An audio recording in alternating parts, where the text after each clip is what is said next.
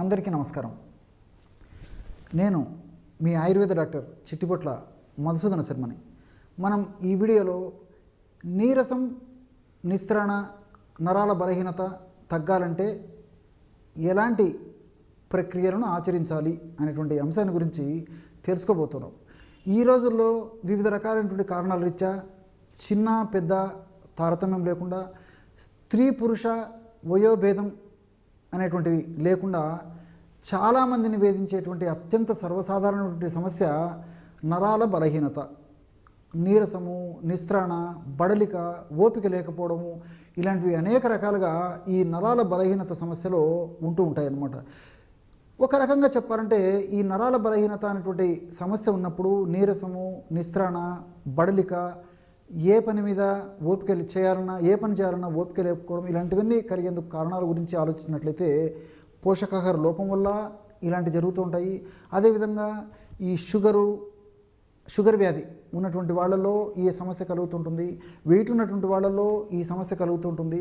ఇలా వివిధ రకాలైనటువంటి సమస్యలు ఉన్నటువంటి వాళ్ళల్లో కూడా ఈ నరాల బలహీనత, నరాల వీక్నెస్ అనే సమస్య కలుగుతూ ఉంటుందన్నమాట. అంతేకాకుండా కొన్ని రకాలైనటువంటి ఆధునిక కృత్రిమ రసాయన ఔషధాలు తప్పని పరిస్థితుల్లో వాడినప్పటికీ ఆ యొక్క ఔషధాల ప్రభావం చేత ఈ నరాల వీక్నెస్ కలుగుతుంటుంది.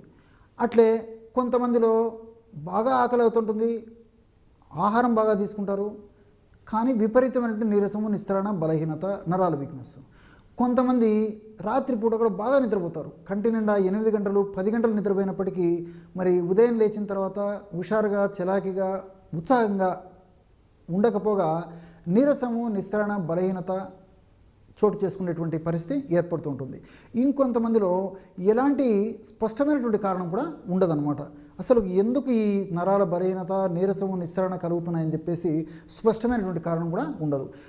ఏది ఏమైనప్పటికీ ఈ పరిస్థితులు ఎదురైనప్పుడు కొంతమంది కాఫీలు, టీలు ఇలాంటి పదార్థాలు అంటే సేవించి ఆ యొక్క బలహీనత తగ్గించడానికి ప్రయత్నం చేస్తుంటారు అనమాట.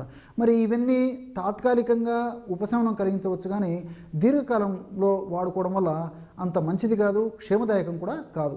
ఇంకొంతమంది ఆ నరాల బలహీనత, వీక్నెస్ తగ్గేందుకు స్వీట్స్ను ఆశ్రయిస్తుంటారు అనమాట. మరి ఎక్కువగా ఈ యొక్క స్వీట్స్ తీసుకోవడం వల్ల కూడా అడిక్ట్ అంటే అలవాటు పడిపోయేటువంటి అవకాశం ఉంటూ ఉంటుందన్నమాట. మరి వీటన్నింటినీ దృష్టి ఉంచుకొని క్షేమదాయకంగా ఉండేటువంటి ఆ యొక్క పదార్థాలు, ఆహార పదార్థాలు, ఔషధ పదార్థాలు వాడుకొని ఆ సమస్య నుంచి బయటపడేందుకు ప్రయత్నించాలి. కానీ మరి కాఫీ, టీలు తాగడం కానీ, వాటికి అలవాటు పడిపోవడం కానీ, అట్లే అతిగా స్వీట్స్ తిని వాటికి అలవాటు పడిపోవడం కానీ ఇలాంటివి లేకుండా ఉండేందుకు ప్రయత్నం చేసి క్షేమదాయకమైనటువంటి ఆహార పదార్థాలను, ఆహార ఔషధాలు వాడుకోవడం మంచిది. దీనివల్ల సైడ్ బెనిఫిట్స్ ఉంటాయి, ఎలాంటి సైడ్ ఎఫెక్ట్స్ కూడా ఉండవు.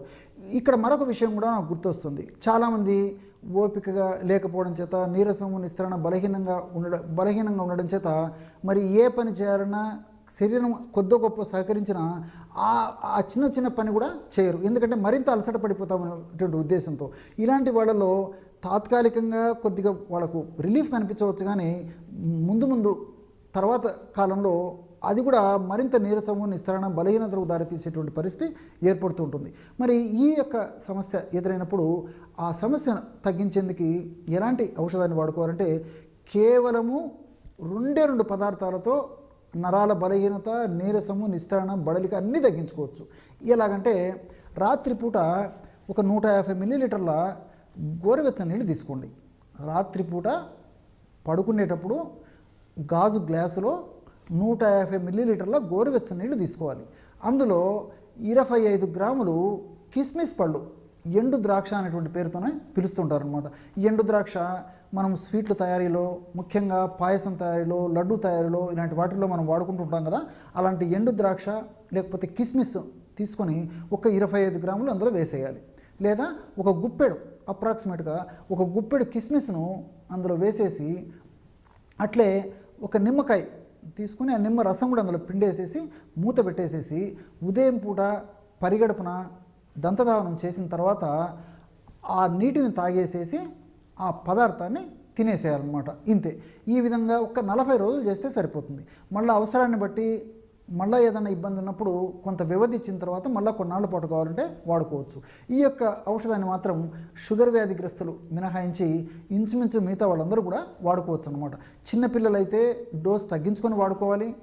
మరి నేను చెప్పినటువంటి డోస్ అయితే పెద్దలకు అంటే 15 లేదా 20 సంవత్సరాలు దాటినటువంటి వాళ్ళందరికీ కూడా ఈ యొక్క ఔషధం ఈ డోసులో వాడుకోవడం వల్ల చాలా చక్కటి సత్ఫలితాలు కలుగుతాయి అన్నమాట. మరి షుగర్ వ్యాధిగ్రస్తులకు సంబంధించి ఇటువంటి ఆహార ఔషధాలు వాడుకుంటే సరిపోతుంది. చూశారు కదా, ఇటువంటి సులువైనటువంటి ఆహార ఔషధ యోగాన్ని ఈ నరాల వీక్నెస్ వల్ల కలిగేటువంటి నీరసము, నిస్త్రాణ, బడలిక, బలహీనత, ఓపిక లేకపోవడం అనేటువంటి లక్షణాలు తగ్గుతాయో తెలుసుకున్నారు కదా. ఈ యొక్క ఆహార పదార్థంతో మరొక వీడియోలో మరొక అంశంతో మళ్ళీ కలుద్దాం. అంతవరకు నమస్కారం. మీ చిట్టిబొట్ల.